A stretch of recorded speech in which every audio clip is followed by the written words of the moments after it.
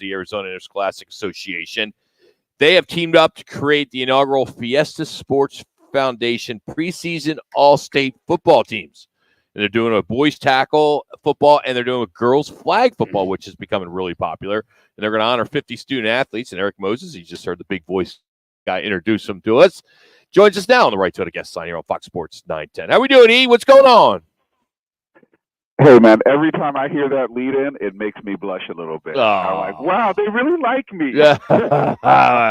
Well, we know, that the playoff and, Minucci and I may need tickets. We're doing what we can. We're planting the seed early. We're schmoozing, Erik. Schmoozing. Hey, how you doing? How's life treating you? Anything to kind of, grease those skids, so to speak, Yeah. right? Compliments will get you everywhere with me. So, there you go. All right, so this collaboration between the Fiesta Sports Foundation, which if you can kind of maybe expand on that so people have a better understanding what that is, and then the AIA, of course, to put together this all-state football teams. Where did this all come about? Well, for a little bit of background, and you guys are more familiar with this than most of your listeners, we have for essentially 53 years been referring to this organization as the Fiesta Bowl, when in fact we all know that the Fiesta Bowl is a singular event. It's a fantastic event, and it's one that we're all proud of, but it's a singular event. This organization is and has been so much more than just that one event for a very long time. And so our board decided that it made sense for us from a branding standpoint to come up with a brand, an umbrella brand, if you will, for the organization that is broader than one of the two college postseason bowl games that we host, and is not even inclusive of all of the other things that you guys know are in our event portfolio and the activities that we engage in all year round, year in and year out. And so Fiesta Sports Foundation really is a much better moniker for the organization. One, it tells you we're a nonprofit with foundation. We're holding on to the brand equity in Fiesta because everybody knows what that means. And sports is at the heart of what we do, whether that's on our community impact and community engagement, or whether that's hosting these games or our golf tournament, or the various other things that we're involved in and around the Valley all year round. Erik, so that's the name part of it. And Go ahead, I'm sorry. I was going to say, just saying with David Hines, executive director for the AIA, and I've known David forever. Matter of fact, David was one of my teammates at East Community College just a few short years ago, but he understands it. He gets it. I think that's the cooperation and the in that they have with you guys, I think, is vitally important to have that kind of cooperation. Well, we've been selling this state, to fans from around the country and college football fans for, again, 50 plus years. Part of selling the state is informing people like yours truly, who just moved here less than 2 years ago, that there's a lot of football talent in this state. And at the high school and youth level, why wouldn't we use our platform and our megaphone to be able to help bring more attention, more visibility to those young people and what they're doing on and sometimes off the field as well? That's what Friday Night Showdown was last year, which you guys are familiar with. And that's what this preseason all-state team is. And we are so happy to be able to highlight boys tackle and girls flag football teams. And thank you so much for allowing me to be part of that committee as far as choosing the boys and the girls. Oh, absolutely. Well, you run out of straws? I guess so. They said, that Minucci guy might be able to help us out here. But a very impressive group. But let me get back to this, sir. You are so right on it. It's so hard for these high school athletes to get recruited now because of NIL, because of the transfer portal.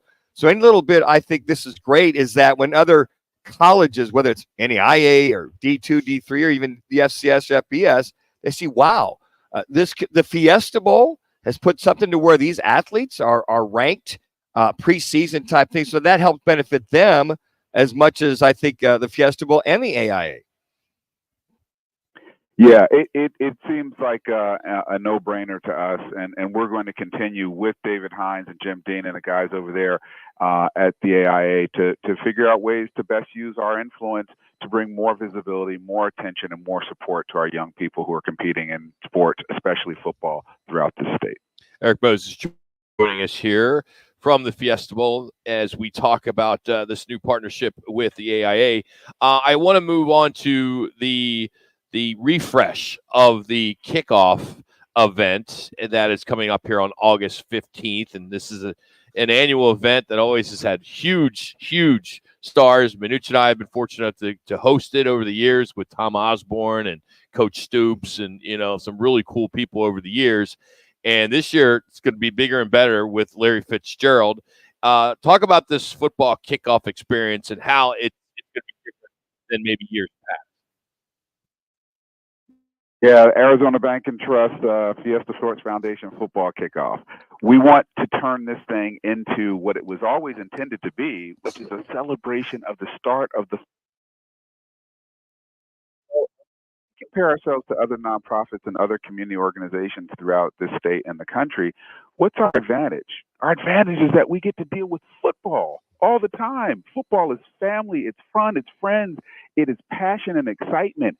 If we aren't leaning into that, what are we doing? We don't need just another business luncheon in the Valley. We need something where you hear, see, smell, taste the sights, the sounds, the excitement that you would get at a ball game.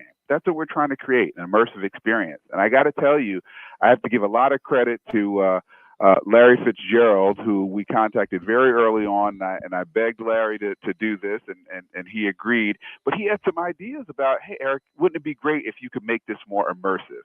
Now, Larry wanted us running 40-yard dashes, and I thought that might not be what our insurance carrier would like us to do. But he was into the theme. And then Jack Miller, the GM over at our new host venue and our presenting sponsor of Fairmont Scottsdale Princess, was all in. They do it big over there, whether it's for Christmas or July 4th or for the Open. And so they're leaning in and are partnering with us to really transform this into an immersive experience that makes you feel like all of the things about college football that get us excited. I think with a guy like Larry Fitzgerald, I mean, he's immersed, I think, since his son is going to be, I think, a junior over at Brophy High School. So he's part of that high school experience himself with his son over there at Brophy High School. I see him on the sidelines. We do the broadcasts for the game. But, I mean, to have that kind of a guy that's dialed in with today's youth, I think extrapolates this even more so.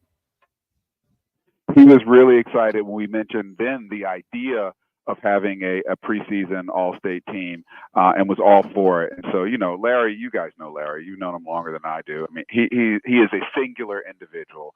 And I would encourage people, I mean, there aren't many tickets left, but there are a few. You want to be there and hear about this guy's journey, not just on the football field, but all the amazing things he's done philanthropically and what he's doing, frankly, right now as a businessman. All of it impressive. He's a great representation of this state, and we're really thrilled to have him participate in the event this year. Erik, and I know you know this better than Minucci and I, but we are less than a month away from week 0, Florida State, Georgia Tech from Dublin, Ireland at 9 a.m. We're ready, right? Are we ready for some football? Oh, jeez. Because what it means here, Erik, is you've been here 2 years, but you'll find over time that once football starts, that means the weather's changing. Hallelujah. You hope, right? So I hope so. Yeah. But hey, Erik, as always, man, thanks for making some time for us. Again, I know the tickets are scarce right now, but it's fiestabowl.org/football kickoff, or you can call the bowl office right now at 480-350-0911. That's 350-0911. And you can get in there and get some tickets. So, Erik, thank you so much, as always. Yeah, you guys are the best. Everybody come out, support these young people. We're going to have them on stage, and we're going to tell them why they're great and support them and have a good time. So thank you, guys. You're the best. You got it. 29 boys, 21 girls will be honored there at the Fairmont Scottsdale Princess, which is a new venue for us for hosting this kickoff. So that's great. I'm glad he makes a good point. I've been involved and you've been involved, and there are a lot of banquets, a lot of luncheons, and we've put on some with some of the organizations we've been involved in.